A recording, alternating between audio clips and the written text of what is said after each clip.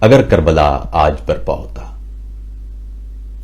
دادی کہا کرتی تھی کہ جب کسی مشکل چیز کو آسانی سے سمجھنا ہو تو سب سے آسان طریقہ یہی ہے کہ اس لمحے میں داخل ہو جاؤ اور اس کیفیت یا صورتحال کو کسی خاموش کردار کی طرح گزارو۔ معاملہ آسان اور فیصلہ کرنا سہل ہو جائے گا۔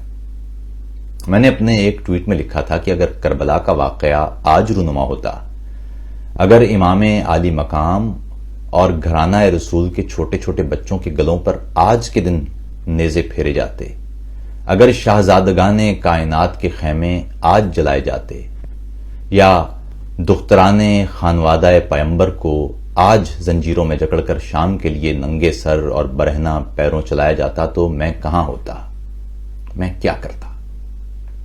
یا اگر کربلا کے دور میں بھی آج کا میڈیا ہوتا تو ٹی وی پر خبر کیا نشر ہوتی؟ خود سے پوچھئے کہ اگر آج خاندان رسول پر کربلا کے مقام پر ظلم کے پہاڑ توڑے جاتے یا توڑے جا رہے ہوتے تو صحافی کیا لکھتے؟ اور ایسے میں جو صحافی حق اور باطل کے درمیان فرق لکھتے، ظالم اور مظلوم کی تمیز کر دیتے، یا کربلا میں حیرت انگیز ظلم مگر اس سے بھی زیادہ حیرت انگیز حوصلے اور صبر کا بیان آپ کو سناتے، یا یزید کی حکومت کا طے کردہ بیانیہ یکسر رد کر دیتے، تو آپ انہیں کیا قرار دیتے؟ یزید کے وظیفہ خور ایسے لوگوں کو کیا پکارتے؟ کیا آپ کو نہیں لگتا کہ اس دور میں بھی شہنشاہ کون و مکان اور نواسہ رسول کے بارے میں کیا کیا فضولیات کہی گئی ہوں گی؟ انہیں ایک اسلامی ریاست کا غدار تک قرار دینے کی کوشش کی گئی ہوگی۔ اسلام جس گھر سے آیا اس گھر ہی کو کیا کیا پکارا گیا ہوگا؟ کتنے ملا اور دانشور ہوں گے جو اس وقت خوف یا لالچ میں خط مستقیم سے دائرے کے سفر پر مائل ہوئے ہوں گے؟ کتنے دانشور ہوں گے جو مال و متاع کی ہرس میں گھرانہ رسول پر پھپتیاں کس رہے ہوں گے؟ کتنی جگہوں پر ریاست کے باغی کے نعرے لگائے گئے ہوں گے اور اس ظلم عظیم کو جائز قرار دینے کی کوشش کی گئی ہوگی؟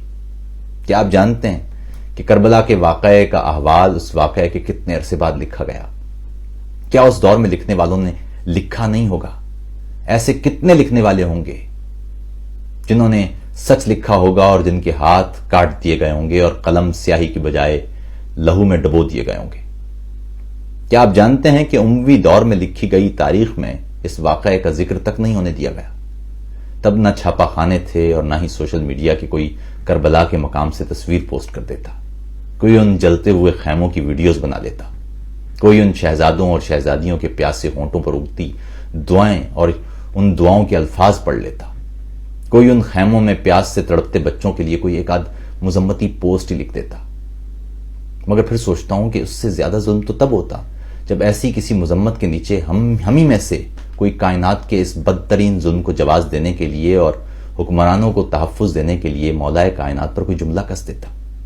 زیادہ تکلیف تو تب ہوتی کہ امام عالی مقام جن لوگوں پر جاری ظلم اور ناانصافی کے لیے اپنے گھر اور اپنے خاندان سمیت نکلے، وہی ان پر تانا و دشنام کے تیر بھی برساتے نظر آتے۔ کہنے والے کہتے ہیں کہ کربلا کا واقعہ ہو گیا، کچھ یہ بھی کہتے ہیں کہ قتل حسین اصل میں مرگ یزید ہے، اسلام زندہ ہوتا ہے ہر کربلا کے بعد۔ مجھے یہاں ہر کربلا پر اعتراض ہے۔ کربلا صرف ایک بار برپا ہوئی اور دوبارہ کبھی ویسا نہیں ہو سکتا۔ یہ بات یوں درست ہے کہ کربلا کا معرکہ صرف ایک بار شروع ضرور ہوا، مگر ایسا نہیں کہ یہ واقعہ شام غریباں کے ساتھ ہی اپنے انجام کو بھی پہنچ گیا، بلکہ حقیقت یہ ہے کہ کربلا کا واقعہ شروع یقیناً امام عالی مقام کی جانب سے بیعت سے انکار کر دینے سے شروع ہوا تھا، مگر کوئی دوسرا کربلا تو تب ہو کہ کربلا ختم ہو گیا ہو۔ اس واقعے کا عجیب ترین پہلو یہ ہے کہ یہ شروع تب ہوا اور جاری قیامت تک رہے گا۔ اس معرکے میں لوگ اپنی اپنی فوج طے کرتے جائیں گے، کچھ لکیر کے اس طرف جلتے خیموں کی طرف آ جائیں گے اور کچھ لکیر کے دوسری طرف انسانیت کی تذلیل کرنے والوں میں جا شامل ہوں گے۔ سوچتا ہوں اس دور میں مساجد، ممبر اور لکھاری میڈیا کا کام کرتے ہوں گے، نقیب ہوتے ہوں گے جو دور افتادہ علاقوں تک کوئی اہم پیغام پہنچاتے ہوں گے۔ آج کے دن اس واقعے کے بارے میں مساجد میں کیا کیا کہا ہوگا، لکھاریوں نے کیا کچھ لکھا ہوگا، راویوں نے یزید کی تعریفوں کے پل باندھے ہوں گے کہ وہ باغیوں کو تہس نہس کر کے ایک عظیم فریضہ انجام دے آیا ہے۔ مگر وہ سب تاریخ سے محو ہو گیا۔ جھوٹ کی بھی دو قسمیں ہوتی ہیں، ایک وہ جو سچ سمجھ کر بولا جاتا ہے، اور دوسرا وہ جو بولنے والا خود بھی جانتا ہے کہ جھوٹ ہے۔ وہ جھوٹ جو بولنے والا صرف وقتی فائدے یا خوف کی وجہ سے بول دیتا ہے مگر جانتا ہے کہ جھوٹ ہے، وہ زیادہ دیر قائم نہیں رہتا اور ختم ہو جاتا ہے، مگر وہ جھوٹ جسے بولنے والا سچ سمجھ کر بولتا ہے تاریخ میں باقی بچ ہی جاتا ہے، اور حقائق اور تصور کے درمیان ابہام اسی سچ سمجھے جانے والے جھوٹ سے پیدا ہوتا ہے۔ کربلا کے روز کھنچ جانے والی اس لکیر کو تاہم کوئی بھی جھوٹ تبدیل نہیں کر سکا۔ حق اور باطل کے درمیان کہیں کوئی ابہام پیدا نہیں ہوا۔ پھر وقت بدل گیا لیکن معرکہ کربلا مبتلا رہا۔ امام حسین ایک بار آئے اور اپنا کام کر کے چلے گئے، مگر یزید بدستور بار بار اور ہر دور میں آتے رہے۔ راوی صحافی بن گئے اور منبر کیمروں اور سکرینوں میں بدل گیا۔ بولے جانے والے الفاظ کے ساتھ ساتھ تصاویر اور ویڈیوز تک پیدا ہو گئیں، اور وہ لمحے جو سچ اور جھوٹ کے مابین معلق ہو جایا کرتے تھے وہ امر ہونے لگے۔ تاہم حق اور باطل کی لکیر قائم رہی۔ ایک طرف خیمے مسلسل جلتے رہے اور دوسری جانب نیزہ بردار ہر دور میں طاقت اور اختیار کے دوام کے لیے لڑتے رہے۔ کہیں وسیع تر قومی مفاد کے لیے انسانوں کے گھر اجاڑے گئے، کہیں انسانوں کی چیخوں پر ماتم کرنے والوں کے گلوں پر قومی سلامتی کے نام پر غداری کے نیزے چبوئے گئے، اور کہیں ناحق مرنے والے بچوں کے لیے بول اٹھنے والوں کی زبانوں پر بغاوت کی چھریاں چلا دی گئیں۔ مگر پھر سوچتا ہوں کہ ایسا بھی نہیں کہ اس دور میں تمام کے تمام لوگوں نے اس ظلم کو برداشت کر لیا ہوگا۔ کچھ لوگ اٹھے ضرور ہوں گے مگر اپنے ہی آس پاس موجود مصلحت اور خوف سے ڈرے اور سہمے ہوئے لوگوں کے ہاتھوں مارے گئے ہوں گے۔ کچھ ایسے بھی ہوں گے جو خود اپنی جان بچانے کے لیے فقط تکیوں میں سر دے کر روئے ہوں گے اور اپنے بال نوچ نوچ کر ماتم کیا ہوگا۔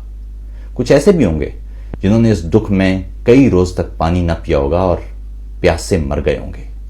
کچھ ایسے بھی ہوں گے جن کے کلیجے پھٹ گئے ہوں گے۔ کچھ ایسے بھی ہوں گے جو اس واقعے کے بعد حجاز کی سرزمین ہی سے کوچ کر گئے ہوں گے۔